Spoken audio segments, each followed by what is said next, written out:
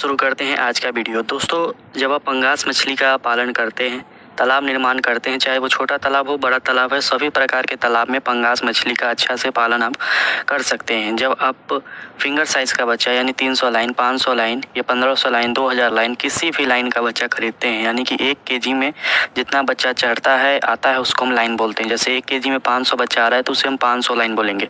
अभी हमारे पास 2000 लाइन का नया बच्चा, 1500 लाइन, 500 लाइन तक का बच्चा उपलब्ध है। जिन भी किसान भाइयों को चाहिए पंगास मछली पालना चाहते हैं वो मंगवा सकते हैं। बच्चा जब आप हमसे खरीद कर अपने तालाब में डालेंगे उस समय कुछ प्रक्रियाएं करनी पड़ती है। जैसे हम बच्चा आपको ट्रेन से भेजते हैं, ड्रम में रहेगा बड़ा बच्चा और छोटा बच्चा जैसे 2000-2500 लाइन का आप मंगवाएंगे तो वो ऑक्सीजन में पैक करके कार्टून में जाएगा। अगर 500 लाइन का, 200 लाइन का, 100 लाइन का मंगवाएंगे तो वो ड्रम में जाता है। किसी भी प्रकार का पंगास मछली का बच्चा अपने तालाब में डालने से पहले आपको तालाब में 2 से 3 दिन पहले चूने का छिड़काव अच्छे से कर लेना चाहिए। और जिस दिन आप तालाब में पंगास मछली का बच्चा डालेंगे उस दिन आपको उस जगह पे पोटेशियम परमैंगनेट डालना है जहां से आप तालाब में बच्चा डालेंगे। इससे क्या होगा कि जब मछलियां दूर से आती है, जैसे हम आपको कोलकाता निहाटी का बच्चा देते हैं, मान लीजिए आप आसाम से है या मुंबई के किसी शहर से है, छत्तीसगढ़ से है, केरल से है, जम्मू से है, तो बच्चे बहुत दूर तक जाते हैं।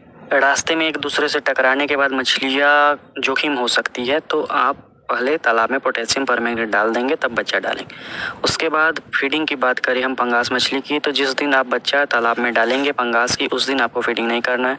दूसरे दिन अगर मछलियाँ फीडिंग लेती है तो बहुत ही कम, मतलब मछली जितनी फीडिंग लेती है उसकी आधा आप पहले दिन देंगे, क्योंकि आदत लगने में भी समय लगता है। धीरे धीरे करके आप मछलियों के वजन का 4%, 5% उन्हें भोजन देंगे। पंगास मछलियों में सबसे बड़ा एक कमी ये माना जाता है, अन्य मछलियों में जब आप जाल चलवाते हैं तो वो भोजन लेना नहीं बंद करती है, लेकिन जब आप पंगास मछली के कल्चर में जाल चलवाते हैं तो पंगास मछलियाँ भोजन लेना बंद कर देती है। कहीं कहीं ऐसा भी होता है कि 1-1 महीना तक भोजन नहीं लेती है, तो पंगास मछली का कल्चर पूरे बर्बाद हो जाता है। आपको करना है कि आप साल में जब आप पंगास मछली का कल्चर लेते हैं, अगर 1 साल का ही कल्चर लेते हैं मान कर चलिए, तो आप 2 से 3 बार ही साल भर में जाल चलवाएं। पंगास मछली में अधिक जाल चलवाने की ज़रूरत नहीं है।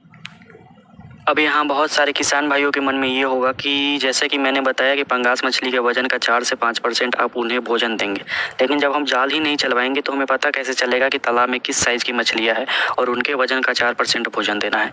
तो आप जिस जगह पर फीडिंग करेंगे वहाँ आप एक नेट बना लेंगे खुद से या खरीद लेंगे, जिसमें एक बार में 4 से 5 पंगास आ जाएंगे, उनका वजन आप कर लेंगे, उसी एवरेज से आप उन्हें फीडिंग देंगे।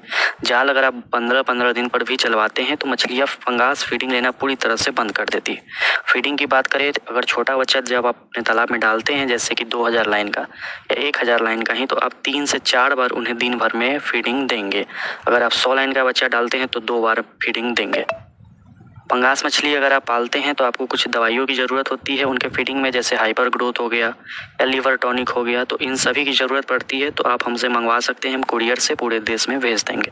मछली तैयार होने तक आप बहुत कम ही जाल चलवाएं तो अच्छा रहेगा। पंगास मछलियों में रोग काफ़ी लगता है, तो आप सैनिटाइजर अपने पास रखेंगे, सिफेक्स दवा अपने पास रखेंगे। ठंडी में मछलियों को निकाल लेना है, जैसे 15 नवंबर तक किसी भी हर हाल में पंगास मछलियों का हार्वेस्टिंग हो जाना चाहिए।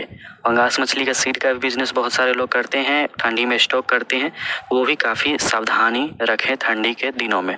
दोस्तों, आशा करते हैं पंगास के बारे में छोटा सा वीडियो, आगे भी हम वीडियो बनाते रहेंगे क्योंकि हम भी पंगास पालते हैं, आपको आगे जानकारी मिलते रहेगा।